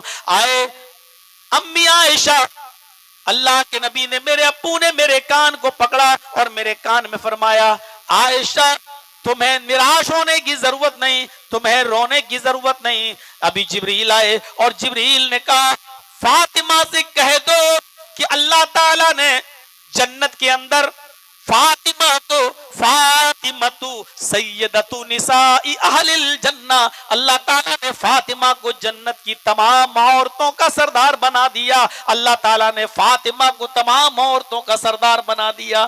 جب میں نے یہ سنا تو میں مسکرائی، میں ہنسی۔ فرمایا پھر دوبارہ پکڑا اور کان میں پھر کہا تو فرمایا امی عائشہ ہمارے ابو نے دوبارہ جب میرے کان کو اپنے قریب کیا تو فرمایا جبریل نے مجھ سے یہ بھی کہا کہ فاطمہ سے کہہ دو کہ میرے اہل بیت میں، اہل بیت خاندان، میرے اہل بیت میں سب سے پہلے تم مجھ سے ملو گی، یعنی فاطمہ سے کہہ دو کہ فاطمہ سب سے پہلے آپ سے ملاقات کرے گی، یعنی ابھی آپ جا رہے ہیں اور اہل بیت میں سب سے پہلے آپ کے پیچھے پیچھے اگر کوئی آ رہا ہے تو فاطمہ آ رہی ہے۔ تو جب میں نے سنا کہ میرا نمبر اہل بیت میں سب سے پہلے ہے، میرے ابو سے میری ملاقات کا وقت ہوگا، یعنی میں اللہ کو پیاری ہو جاؤں گی، تو جب میں نے یہ سنا تو میں مسکرا دی، میں ہنس دی۔ موت کو اپنے قریب دیکھ کر کوئی مسکراتا ہے کیا؟ لیکن موت مومن کی نگاہ میں کیا ہوتی ہے؟ موت مومن جب موت کو اپنے قریب دیکھتا ہے تو اس کے چہرے پر بشاشت آ جاتی ہے، خوشی آ جاتی ہے، کیونکہ وہ جان جاتا ہے کہ تھرڈ کلاس سے میری زندگی فرسٹ کلاس کی طرف جا رہی ہے، اس گھٹیا زندگی سے میں اچھی زندگی کی طرف جا رہا ہوں، یہاں ڈالڈا کا کھا کھا کر اب میں من و سلوہ کی طرف جا رہا ہوں۔ میرے بھائیوں، وہ تصور کر لیتا ہے، مومن موت کے وقت اس کو خوشی ہوتی ہے۔ حضرت فاطمہ نے جب سنا کہ میری ملاقات کا وقت بہت زیادہ قریب ہے اور میں سب سے پہلے اللہ کے نبی سے اپنے ابو سے ملوں گی تو فوراً ہنس دیتی ہیں، مسکرا دیتی ہیں۔ حضرت فاطمہ کا ہنسنا اس بات کی دلیل ہے کہ موت مومن کی نظر میں ایک کامیاب شے کی حیثیت سے آتی ہے، ایک خوشی لے کر آتی ہے، اور موت سے گھبراتا وہی ہے جس کے ایمان میں کمی ہو، جس کے ایمان کے اندر کمزوری ہو۔ یہاں تھوڑا سا 80 سال کا بیٹا جلدی لے چلو مجھے، ارے مجھے جلدی، ہارٹ اٹیک پڑا ہے، لے کے بھاگ رہا ہے، اور جب کوئی اس کے پاس جا رہا، ہاں دعا کرنا میرے لیے مسجد میں، دعا کرنا۔ میرے بھائیوں، اس وقت خوشی کہاں چلی جاتی ہے؟ اس کا مطلب یہ ہے کہ ایمان میں ہمیں کچھ کمزوری نظر آتی ہے، ورنہ اس وقت بھی جاؤ، ٹھیک ہے علاج کرانا سنت ہے، میں جا رہا ہوں، میرے لیے دعا کرنا اللہ تعالیٰ سے، ہنستے ہوئے میرے لیے دعا کرنا اللہ تعالیٰ سے کہ اللہ اگر مجھے اٹھائے تو مجھے ثابت قدم رکھے، دین پر، اسلام پر زندہ رکھے اور خاتمہ ایمان پر ہو۔ میرے بھائیوں، یہ بات مسکرا کر کہیے، ہنس کے کہیے۔ مومن جب موت کو قریب دیکھتا ہے تو اس کو خوشی ہوتی ہے۔ ایک اور واقعہ سنا دوں، بخاری کے اندر آیا ہے، بڑا دلچسپ واقعہ ہے۔ ایک مرتبہ ساری بیویاں اللہ کے نبی کے پاس بیٹھی تھی، آپ کی اسی مرض میں، یہ تو آخری دن کی بات تھی، اس سے پہلے کچھ بیویاں بیٹھی ہوئی تھی، اور ساری بیویوں نے، حضرت عائشہ نے ساری بیویوں کی طرف سے ایک بات پوچھی، اور بات بھی کیا پوچھی ذرا غور سے سنیے، بڑا دلچسپ واقعہ ہے۔ اے اللہ کے رسول، آپ کی بیویوں میں سب سے پہلے آپ سے ملاقات کون کرے گا؟ اہل بیت میں تو ہو گیا حضرت فاطمہ، لیکن بیویوں میں سے، آپ کی بیویوں میں سے سب سے پہلے آپ سے کون ملے گا؟ یعنی سب سے پہلے کون سی بیوی آپ کے پاس آئے گی؟ ایک شوہر جس کی کئی بیویاں ہوں اس کے لیے بتانا کتنا مشکل ہوتا ہے، اور خود محمد الرسول اللہ کے ہاتھ میں یہ باغ ڈور ہو، ریموٹ کنٹرول ہو، آپ بھی کسی ایک کا نام نہیں لے سکتے تھے، لے سکتے تھے لیکن آپ نے لیا نہیں ہے۔ کس طریقے سے آپ نے اپنی ازدواجی زندگی گزاری ہے، ماڈل ایک نمونہ ہے، رہ کر دکھا دیا۔ عائشہ کے ساتھ بھی دنیا چیختی رہے، چلاتی رہے، جب عائشہ کو شکایت نہیں تو تم کیوں بھونک رہے ہو؟ جب بیوی خوش ہے اپنے شوہر کے ساتھ تو بھونکنا بند کرو۔ میں بھونکنے کا لفظ استعمال کر رہا ہوں، جس کے اوپر گزر رہی ہوگی وہ اچھی طرح سمجھ رہا ہوگا کہ میں کس کے لیے بول رہا ہوں۔ جب بیوی کو اعتراض نہیں تو تمہیں کیوں اعتراض ہے؟ جب وہ کہہ رہی ہے کہ کعبے کے رب کی قسم مجھے جو شوہر ملا ہے، دنیا کے کسی بھی عورت کو ایسا شوہر نہیں ملا ہوگا اور ایک دن اللہ کے نبی صلی اللہ علیہ وسلم کی باری کسی اور بیوی کے یہاں تھی، حضرت عائشہ کے، اور آپ نے دیکھا کہ عائشہ نہیں ہے تو تھوڑی دیر کے لیے دوسری بیوی کے گھر چلے گئے. عائشہ کو پتا چلا، اتنی دیر کی جدائی بھی حضرت عائشہ کو برداشت نہ ہو سکی، وہ سیدھے جنگل کے اندر چلی گئیں اور اپنا پیر ازخر گھاس کے اندر ڈال دیا اور فرمایا الہ العالمین، اس جھاڑی میں سے کوئی سانپ نکال دے جو مجھے ڈس لے، جو مجھے کاٹ لے، جس کے زہر کے اثر سے میں مر جاؤں. وہ تو اللہ کے رسول ہیں، وہ تو تیرے پیغمبر ہیں، میں ان کو کچھ نہیں کہہ سکتی. مجھے یہ تھوڑی دیر کی جدائی بھی برداشت نہیں ہوئی. ایسی عورت حضرت عائشہ جن کو تھوڑی دیر کی جدائی بھی برداشت نہیں ہوتی تھی اپنے شوہر کی. میرے بھائیو غور کرو کہ کتنا پیار دیا ہوگا محمد رسول اللہ نے اپنی بیوی کو. آپ اندازہ لگاؤ، جب بیوی کو اعتراض نہیں تو تم کیوں بھونک رہے ہو؟ تمہیں کیوں اعتراض ہو رہا ہے؟ تم کیوں چیخ رہے ہو، چلا رہے ہو، کیوں ڈیبیٹ کر رہے ہو اور اپنا وقت برباد کر رہے ہو؟ سورج پر تھوکنے سے تمہارا ہی چہرہ گندا ہوگا. معاف کیجئے گا، سورج کے اوپر تھوک نہیں پہنچ پائے گا. اگر ہم بولنا شروع کر دیں تو تم کہو گے ساری چیزیں اس وقت تمہارے ہاتھ میں ہیں، اس لیے تم ہمیں اجازت نہیں دے سکتے ہو. مجھے تو ہائی کورٹ سے بھی باؤنڈیشن یہ ملی ہے کہ آپ ویدوں کے منتر نہیں پڑھیں گے، آپ رامائن گیتا نہیں پڑھیں گے. ہمیں ہائی کورٹ کے اس باؤنڈیشن کا خیال رکھنا پڑ رہا ہے، ورنہ میرے بھائیوں ہم ایک دن کے جلسے میں کم سے کم ویدوں کے منتر اور رامائن گیتا کے شلوک پڑھ کر بھی اسلام کی صداقت کو واضح کرتے. لیکن ہمیں بھی کورٹ کے آدیش کا پالن کرنا ہے، اس لیے ہم کچھ دنوں کے لیے ابھی چھوڑے ہوئے ہیں. آئیے میرے بھائیوں، وہ بیویاں وہاں بیٹھی ہوئی ہیں اور بیوی اما عائشہ سب کی طرف سے پوچھ رہی ہیں کہ اللہ کے رسول آپ بتائیے کہ آپ کی بیویوں میں سے سب سے پہلے آپ سے کون ملے گا؟ اللہ کے نبی نے سب کو دیکھا اور دیکھنے کے بعد مسکراتے ہوئے فرمایا آئے میری بیویوں، میری بیویوں میں سب سے پہلے مجھ سے اس کی ملاقات ہوگی جس کے ہاتھ سب سے زیادہ لمبے ہوں گے. آپ نے فرمایا اطولکن یدن، جس کے ہاتھ سب سے زیادہ لمبے ہوں گے وہ ہم سے ملے گی. تھوڑی دیر تک یہ ساری بیویاں بیٹھی رہی وہیں اور اما عائشہ باہر نکلی اور سب کو اشارہ کر کے بلا ادھر آؤ. دوسرے حجرے میں گئیں اور ایک لکڑی لے آئیں کہ بیٹھو پہلے کیا کہ پہلے ہاتھ ناپیں کس کے ہاتھ سب سے زیادہ لمبے ہیں. دیکھیں اللہ کے رسول نے کس عورت کے بارے میں کہا ہے. حضرت بخاری کی روایت، حضرت عائشہ ہاتھ سے ناپنے لگی. جب سب کے ہاتھ ناپے تو پتا چلا کہ حضرت سودا کے ہاتھ سب سے زیادہ لمبے ہیں. حضرت سودا کے ہاتھ سب سے لمبے نکلے. سب نے مبارکباد بھی دے دی، سودا مبارک ہو، تم ہی سب سے پہلے رسول اللہ سے ملو گی. اللہ کے نبی کے دنیا سے رخصت ہونے کے بعد تمہارا ہی نمبر آئے گا. حضرت سودا بھی ہنسنے لگی، اللہ تیرا شکر ہے پوری زندگی نبی کے ساتھ نہیں تو چلو میں نبی سے سب سے پہلے ملاقات. دیکھیے مسکرا رہی ہیں. یہی مجھے بتانا تھا کہ حضرت سودا نے جو سنا، دیکھا کہ میرے ہاتھ سب سے زیادہ لمبے، خوش ہو گئی کہ یہ فضیلت مجھے ملی. حالانکہ انتقال ان کا بھی سب سے پہلے نہیں ہوا، انتقال ان کا نہیں ہوا، ملی نہیں سب سے پہلے، لیکن ہاتھ انہی کے سب سے زیادہ لمبے نکلے. اس لیے وہ خوش ہو گئی کہ میں سب سے پہلے اللہ کے رسول کے پاس جاؤں گی، میں اپنے شوہر سے سب سے پہلے ملوں گی. خوش ہو گئی اور پوری زندگی خوش رہیں گی. چلو کچھ نہیں. لیکن آپ کی بیویوں میں سب سے پہلے جس بیوی کا انتقال ہوا وہ بیوی تھی زینب بنت جہش. ساری عورتیں سناٹا ہیں، ہاتھ تو لمبے تھے سودا کے اور گئی یہ کیا ہوا؟ آپس میں صلاح مشورہ، یہ کیا ہوا؟ اللہ کے رسول تو جھوٹ نہیں بولتے، ساری کائنات جھوٹی ہو سکتی ہے، نبی کا فرمان نہیں. اب عقل دوڑائی کرے، ہم لوگ سمجھ نہیں پائے نبی کے مطلب کو. اللہ کے نبی نے جو کہا تھا اطولکن یدن، جس کے ہاتھ سب سے زیادہ لمبے ہوں گے. ارے ہاتھ لمبے ہونے سے مراد یہ ہاتھ نہیں، جو سب سے زیادہ صدقہ کرنے والی ہوگی، سب سے زیادہ خیرات کرنے والی ہوگی، اللہ کے راہ میں سب سے زیادہ لٹانے والی ہوگی. ان میں زینب سب سے آگے تھی، اس لیے کہ میں نے زینب کو دیکھا کہ زینب کبھی اپنے پاس کچھ نہیں رکھتی تھی. شام کو جو آیا، شام ہی کو جو بچ گیا سب کچھ غریبوں مسکینوں میں تقسیم. صبح کہاں سے آئے گا؟ اللہ دے گا. صبح کچھ آیا، اپنے استعمال کر لیا، بقیہ سب غریبوں اور مسکینوں میں تقسیم کر دیا. شام کو کیا ہوگا؟ اللہ مالک، اللہ پر توکل.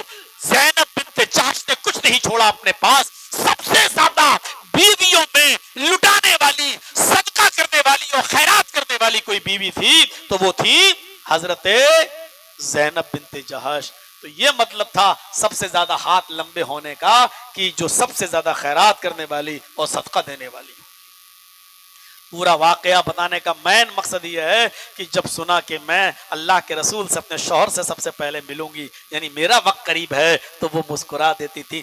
موت مومن کی نظر میں بشاشت اور خوشخبری لے کر آتی ہے, اس کی زندگی کو خوش کر دیتی ہے. اگر ہمارے انتقال کے وقت ہمارے چہرے پہ مسکراہٹ ہے, ہمارے چہرے پہ رونق ہے, ہم اللہ کے فیصلے پر راضی ہیں, تو یقیناً مان لیجئے کہ ہم مومن ہیں اور ہم اللہ سے امید رکھیے, اللہ سے امید رکھیے میرے بھائیوں, موت کے وقت ہمارے اور آپ کے چہروں پر خوشی ہونی چاہیے. اب شرابی اور جواری آدمی خوش نہ رہے, ایسے مولانا نے کہہ دیا خوش نہ, تو نہیں رہ ہی نہیں سکتا. ایسے آدمی کے چہرے پہ خوشی آ ہی نہیں سکتی. بہت پہلے جب شروع میں ہم یہیں چیتا کیمپ میں تقریر کر رہے تھے, یاد ہے وہ واقعہ جب میں نے اسی جگہ پر آج سے 16-17 سال پہلے کی بات بتا رہا ہوں, میں نے اسی گراؤنڈ پہ, اسی روڈ پر میں نے جلسہ کیا تھا, اور شاید مجھے یاد ہے کہ اس سائڈ پہ ایک آدمی بیٹھا تھا, بیوڑا تھا, شرابی تھا, اور میں نے تقریر میں کہا تھا کہ شراب اتنا بڑا جرم ہے شراب پینا کہ اللہ کے رسول نے چور کے ہاتھ خود نہیں کاٹے, زانی کو خود سنسار نہیں کیا, لیکن جب کسی شرابی کو دیکھتے تھے تو اللہ کے نبی کہتے تھے اس کو سب سے پہلے میرے پاس لاؤ, سب سے پہلے جوتا میں اس کو پہلے میں ماروں گا. اللہ کے نبی سب سے پہلے شرابی کو چپل جوتا مارتے تھے کوڑا, اس کے بعد دوسروں سے لگواتے تھے. تو یہیں پر ایک بیوڑا بیٹھا ہوا تھا اور گیا تھا, اب وہ زندہ ہے کہ مر گیا ہمیں نہیں معلوم, وہ گیا اور دوبارہ شراب پی کے چلا آیا تھا. لوگوں نے پوچھا یہ کیا کیا, تو اس نے کہا ارے سنا نہیں مولانا صاحب نے کیا کہا, شرابی کو سب سے پہلے جوتا اللہ کے نبی ماریں گے, اور جس کو اللہ کے نبی جوتا مارے وہ تو جنتی ہو جائے گا, میں اس لیے جوتا پہن کے اس لیے اور دوبارہ شراب پی کے چلا ہے. اسی علاقے کا واقعہ ہے میرے بھائیوں. اب بتاؤ اس عقل کو کیا کریں گے ہم اور آپ, اس شرابی کی اس عقل کو ہم کیا کریں جو سن رہا اور گیا اور آ کے کیا کہہ رہا, میں نے اس لیے پی لی کہ شرابی کو جوتا سب سے پہلے اللہ کے نبی ماریں گے, اور اگر اللہ کے نبی نے مجھے جوتا مار دیا تو ہم تو جنتی. جیسے آج کل لوگ سمجھتے ہیں کہ فلاں نے چھڑی مار دی تو ہماری ساری بیماریاں دور ہو جائیں گی. وہ چھڑی نہیں ہو گئی, پتہ نہیں علادین کا چراغ ہو گیا. کیا ہو گیا, وہ علادین کا چراغ لگنے لگا, فلاں کی چھڑی پڑ گئی تو سب بیماریاں دور. میرے بھائیوں کوئی چھڑی سے بیماری دور نہیں ہوتی ہے, کسی ملا مولوی کے پھونکنے سے بیماری دور نہیں ہوتی ہے. اللہ کے رسول نے وہ دعائیں سب کے لیے بتائی ہیں. سورہ فاتحہ آپ پڑھیے, چاروں معوذتین آپ پڑھیے, اللہم اشفی انت الشافی لا شفاء الا شفاءک شفاء لا یغادر سقما. یہ دعا یاد کریے, اپنے اوپر دم کریے. اللہ کے نبی نے ہر انسان کو, ہر شخص کو بتایا کہ بیماری سے دعائیں یہ ہیں, تم ان کو پڑھو اور ان پڑھ کر ان کے اوپر دم, اپنے اوپر دم کرو. ہاں دوسرے پر بھی دم کر سکتے ہو, قرآن کی آیتیں پڑھ کر جائز ہے, ناجائز نہیں ہے, لیکن وہی پھر میں کہوں گا وہی چیزیں جو اللہ کے نبی نے بتائی ہیں, وہی جو نبی سے ثابت ہیں, وہ انہی چیزوں کو پڑھیے. ایک اور چیز کی طرف میں آپ کو لے کے چلتا ہوں, آپ کو ایک واقعہ سناتا ہوں حضرت خنسہ رضی اللہ تعالیٰ عنہ کا. بڑا دلچسپ واقعہ ہے, بہت دل کو جھنجھوڑ دینے والا واقعہ ہے میرے بھائیوں. حضرت خنسہ کی زندگی کے دو دور ہیں, ایک دور حالت کفر کا ہے اور ایک دور حالت اسلام کا ہے. سن 8 ہجری سے پہلے کا دور جو تھا وہ حالت کفر کا دور تھا, اور 8 ہجری کے بعد کا جو دور تھا حضرت خنسہ کا وہ حالت اسلام کا دور تھا. حالت کفر میں ان کی حالت کیا تھی اور حالت اسلام میں ان کی حالت کیا تھی, سن لیجئے میرے بھائیوں. حالت کفر میں ان کی حال یہ تھی کہ وہ عرب کی سب سے بڑی شاعرہ تھی, سب سے بڑی مرثیہ پڑھنے والی تھی. عرب کے لوگ ان کے خیمے پر لکھتے تھے ارسل عرب, عرب کی سب سے بڑی مرثیہ گو, عرب کی سب سے بڑی مرثیہ پڑھنے والی عورت. کسی کی کہ موت پر ایسا مرثیہ پڑھتی تھی کہ کوئی آنکھ ایسی نہیں ہوتی تھی جو روتی نہ ہو. بہت بڑی عرب کی شاعرہ تھی, بزنس کرتی تھی. حالت کفر میں بڑا ان کا تجارت, بڑی بڑی تجارت ہوا کرتی تھی ان کی. 8 ہجری کے بعد وہ اسلام لائیں. حالت کفر میں ان کی حالت یہ تھی کہ ان کے ایک بھائی کا نام تھا معاویہ اور ایک بھائی کا نام تھا صخر، پہلا بھائی معاویہ قتل کر دیا گیا، دشمنوں نے اس کو مار دیا، وہ معاویہ کی جدائی میں روتی رہی، پڑتی رہی۔ اس کے بڑے بھائی صخر نے ارادہ کر لیا کہ میں اپنے بھائی معاویہ کی جان کا بدلہ لوں گا، خون کا بدلہ۔ وہ تیاری کر ہی رہا تھا کہ دشمنوں نے اس کے دوسرے بھائی صخر کو بھی قتل کر دیا، صخر بھی مارا گیا۔ یہ دور حالت کفر کا ہے۔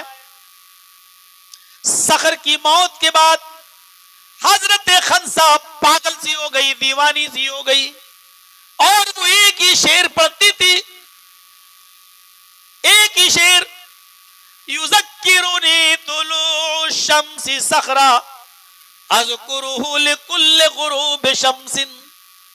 اسی شعر کو وہ بار بار پڑھتی تھی، اپنے بھائی کو بھول نہیں پا رہی تھی، اپنے بھائی کی موت کو۔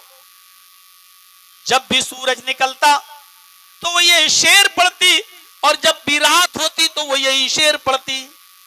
جب سورج نکلتا تو یہی کہتی، یذکرنی طلوع الشمس صخرا، اے سورج تیرا طلوع ہونا، تیرا نکلنا مجھے صخر کی یاد دلا دیتا ہے، اذکرہ لکل غروب شمس، اور جب بھی سورج غروب ہوتا تو مجھے صخر کی یاد آتی، یعنی رات و دن صخر کو یاد کرتی، ہر صبح وہ صخر کو یاد کرتی، ہر رات کو وہ صخر کو یاد کرتی، گویا کہ جب صبح اٹھتی تو یہ کہتے ہوئے اٹھتی، یذکرنی طلوع الشمس صخرا، اے سورج تو کیوں نکلتا ہے، اے سورج مت نکلا کر، اے دن تو مت ہوا کر، اے سورج تو کیوں چمکتا ہے، اے سورج تو مت چمکا کر، اے سورج تو مت نکلا کر، جب تو نکلتا ہے، جب تو طلوع ہوتا ہے تو مجھے میرے بھائی صخر کی یاد دلا دیتا ہے۔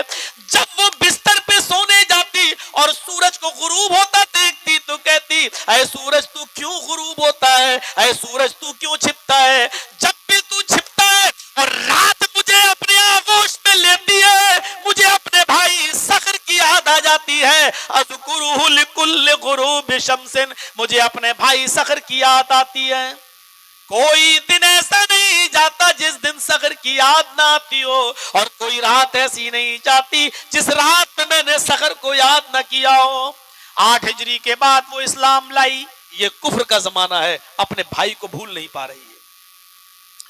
اب 8 ہجری کے بعد اسلام لائی، اس کے بچے بھی اس کے ساتھ اسلام لائے۔ خنسا کا شوہر نہیں ہے، انتقال کر گیا۔ سن 16 ہجری میں جنگ ہوتی ہے، اس جنگ کا نام ہے جنگ قادسیہ۔ حضرت عمر فاروق نے فوج بھیجی ہے دشمنوں کا مقابلہ کرنے کے لیے۔ یہی خنسا ہے، یہی خنسا ہے جس کے 4 بیٹے تیار ہیں، جوان ہیں، 4 بیٹے۔ یہ خنسا جو اپنے بھائیوں کی موت پر ملال کرتی تھی، روتی تھی، آج اپنے 4 بیٹوں کو مخاطب کر کے کہہ رہی ہے، اے میرے بیٹو میدان جنگ میں تمہیں جانا ہے۔ پہلا بیٹا جب میدان جنگ میں شہید ہو جائے تو دوسرا اسلام کے جھنڈے کو پکڑ لے، دوسرا جب شہید ہو جائے تو تیسرا، اور تیسرا جب شہید ہو جائے تو چوتھا۔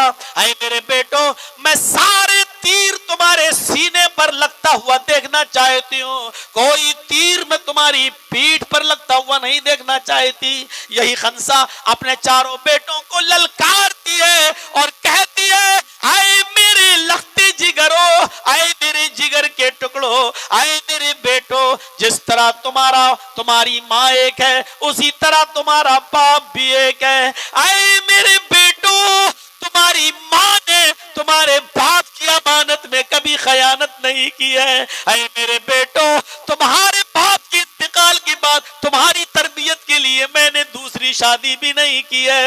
اے میرے بیٹو تمہارے 4 لوگوں کے 4 بیٹوں کی رگوں میں اسی باپ کا خون دوڑ رہا ہے، میرا دودھ خون کی شکل میں دوڑ رہا ہے۔ اے میرے بیٹو تمہیں میں اسی کا واسطہ دیتی ہوں کہ تم میدان جنگ میں چلے جانا۔